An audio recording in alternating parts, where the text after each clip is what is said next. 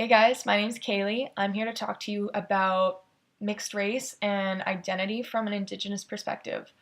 I'm going to be talking a lot about my mom's story and her experiences in her early childhood and young teen years, mostly because I think it's important to talk about different generations and the experiences that previous generations have had um, with being mixed race and all that stuff. And also because I don't think it's fair to talk about only me because I don't look as Native as my mom does. I don't have the same discrimination and racism as she did because of the way I look. So to jump right in it, my mom's dad is Cree, her mom is Métis. Dad was never part of the picture, and she was raised by her mom and her grandma. First question I asked my mom was, what do you identify as? And she told me she identified as a white woman. And I was really confused by that because I identify as Métis. So I asked her why that was. And she said it's because of how she was taught. Her grandma was raised by a white man. She never went to residential school, but he did teach her a lot of the same things. He taught her that being Native was no good, that it was a sin to speak your own language, that her skin was too dark. She wasn't allowed to talk to her sisters. There was just a lot of abuse, and it was just a really hard time for my grandma. And she had a lot of internalized racism because of that. And she passed that on to her kids and her grandkids. So growing up, my mom used to be called every name in the book in elementary school. She was told to go back to the reserve where she was from. She was called a dirty Indian. And to avoid this discrimination, she would tell kids that she was Chinese so they didn't hurt her and call her mean names about being Native. And that was really confusing for her because she wasn't allowed to be Native at home, while at school she was being made fun of for it. And it wasn't until she was in high school where she began to be friends with more people that looked like her, more people from her culture, more Métis kids, more Cree kids. And she also told me it was really hard back then. They would get made fun of constantly just for the way they looked. And she told me she wasn't allowed to be proud of her heritage. She wasn't allowed to be proud of who she was, not only because of what she was taught at home, but what she was taught at school and how people treated her.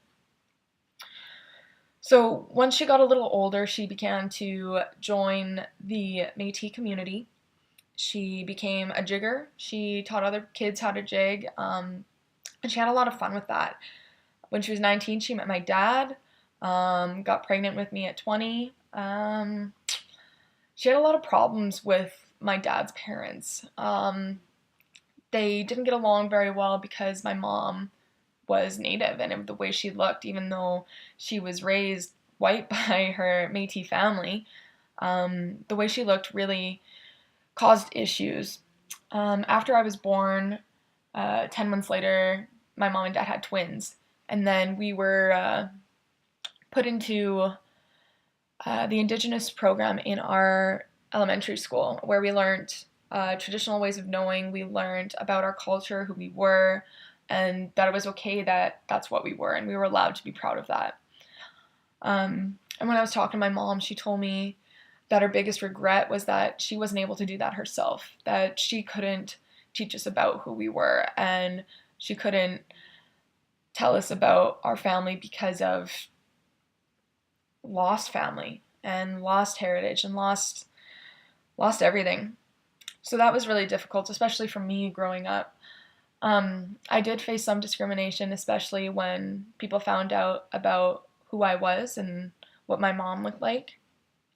It was a lot of secondhand discrimination. People would be talking bad about First Nations people around me, and then I would stand up for myself, and it would continue, even though I told them, like, don't do that. That's offensive to who I am. It would just continue. I'd get harassed about how much money I get from the government, if I get school paid for, what kind of perks I get for being Métis, or, it was just really difficult for me to deal with. So for a long time, I didn't tell people about who I was. I would just tell them I was white and that wasn't a part of who I was.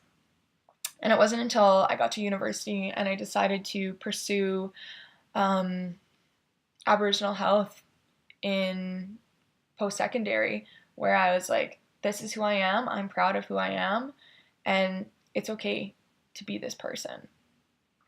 And I think for a lot of young people, especially young mixed First Nations Métis people, it's very difficult for them to figure out who they are and what their own identity is because of colonialism, because of residential schools, because of how our culture was taken away from us. It's hard to identify with that when all that was left was a lot of trauma and a lot of hurt and a lot of abuse.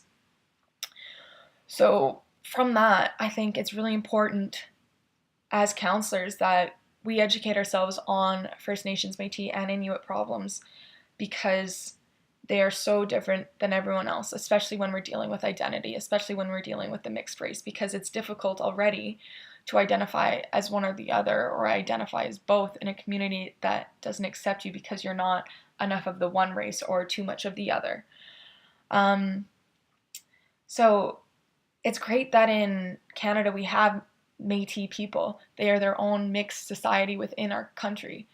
With that being said, there's still discrimination. There's still so much fight that our people have in dealing with socioeconomic factors that we have no control over because of previous decisions our government had made for us.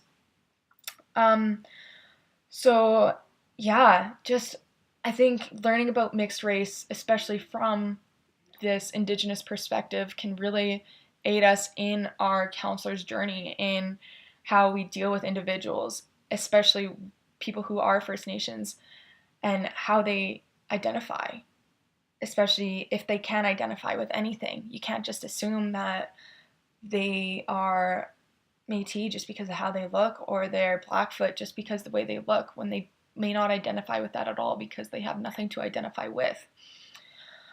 So yeah, that's my story. That is my perspective on it. That's my mom's story.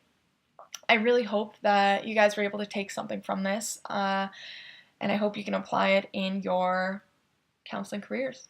Thanks for listening.